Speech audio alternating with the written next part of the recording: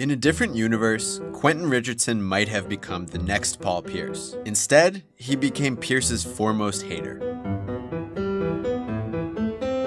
In October of 1997, Kansas Jayhawks star Paul Pierce was a junior and likely headed to the NBA the following spring. Meanwhile, one of the nation's top high school recruits, who happened to play the same position, was at least 80% leaning toward attending Kansas. So when that recruit, Chicago's Quentin Richardson, came to visit, Pierce served as host for the kid who might take his spot. Whatever happened on that visit, it didn't push Richardson over the edge. He shocked the Jayhawks by committing to DePaul, his local school. There he formed an exciting local tandem with another future NBAer, Bobby Simmons, and he promised to make a Final Four run. That didn't happen. While Pierce got drafted and began his career with the Celtics, Richardson's Blue Demons didn't even make the Final Four of the NIT his freshman year, and they fell in the first round of the NCAA tournament when he was a sophomore. Q Rich entered the 2000 NBA draft and got picked 18th overall by the Clippers. He joined an NBA in which Pierce was already a burgeoning star. Richardson, meanwhile, became one member in a very young, very fun, very bad Los Angeles team that went 0-6 against Pierce's Celtics through Q's first 3 seasons in the league. The only place Richardson could best Pierce at that point was in the 2002 three-point contest. It wasn't until 2004 that Richardson beat Pierce in an actual head-to-head matchup and earned the Clippers a victory. And Q really relished the occasion. But if there was any beef between the two, fans couldn't smell it yet. That wouldn't happen until years later, when Richardson was in New York. He joined the Knicks after a big year as a sharpshooter for Mike D'Antoni's terrific Phoenix Suns. But the Knicks were nothing like the Suns, and Q's very first game in orange and blue was a deflating overtime loss to the Celtics on opening night. Just like in LA, Richardson's team got torched repeatedly by Pierce and friends, only now he was in the same division, so the losses came more than just twice a year. While Pierce dominated the Knicks, he couldn't lead the Celtics to the top of the Eastern Conference. So in the 2007 offseason, Boston went out and got him co-stars, Kevin Garnett and Ray Allen. Richardson wasn't impressed, said he wasn't in awe of them. They hadn't won any championships and weren't that deep of a team. The next day, Boston beat New York by 45 points, one of the worst losses in Knicks franchise history. And Pierce let the game do the responding to Richardson. Boston would, by the way, go on to win that season's championship, but not before the beef flared up. On MLK Day 2008, the Knicks hosted the Celtics for the first time since that embarrassing blowout. The Knicks got crushed again, and this time Richardson and Pierce got into it. Both were ejected when a verbal altercation turned physical, and Richardson threatened to fight Pierce in the tunnel, although that never actually happened. The Celtics just kinda laughed at the unevenness of the feud.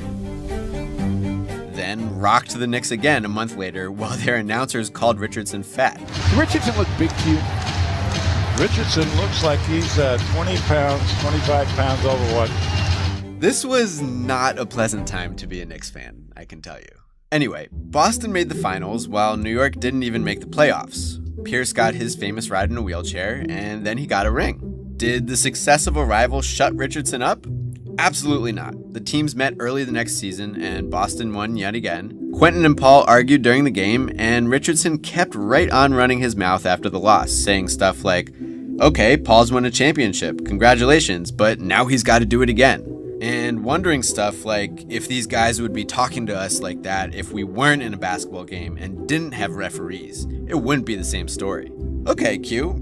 Anyway, Richardson wasn't long for the Knicks. He got traded to the Heat in the 2009 offseason and now found himself on a team that actually won things sometimes. And, lo and behold, in Q Rich's only season with the Heat, Miami faced Boston in the first round of the playoffs. The Pierce-Richardson beef had its biggest stage yet, and it performed. With just seconds remaining in the Celtics' Game 1 victory, Richardson was guarding Pierce when Pierce crumpled onto the sideline with an apparent injury. Richardson walked up to the supine Pierce and suggested the Celtics star was totally okay, that nobody touched him, and that he was just finding an excuse to take a break at the end of a game. Kevin Garnett showed his appreciation for Richardson's concern by elbowing him in the face, which got him suspended for Game 2. And Richardson earned himself a fine, too, if not for what he did on the court, then for what he said after the game.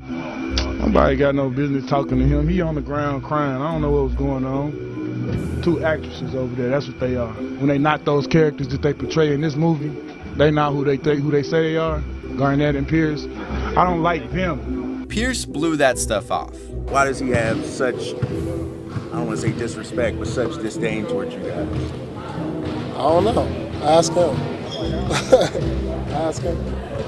It's just been nothing but talk, man, truthfully. And I'm not even going to even get into that. But by game 3, Richardson and Perice were once again barking. And once again, Perice's team emerged victorious, this time because Perice himself drilled a game winner. Game 4, still barking. And for once, Richardson outplayed Perice, scoring 20 points in a Miami victory to avoid a sweep. But Boston won the series in 5, and that was the end of that chapter of the beef. Q's next stop was a 2-year stint in Orlando, where Perice, on one occasion, engineered a 27-point Celtics comeback by repeatedly toasting Richardson.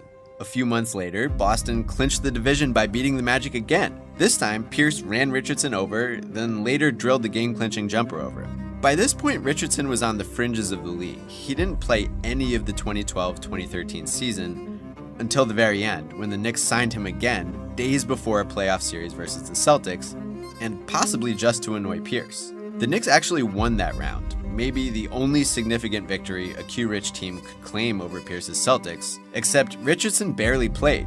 He got just 8 minutes the entire series, his final minutes in the NBA. So, what was all of that? Whence came the beef? In a Players Tribune article in early 2018, Richardson mentioned visiting Perice at Kansas and getting into it with him on the court, but he didn't go any deeper into the beef.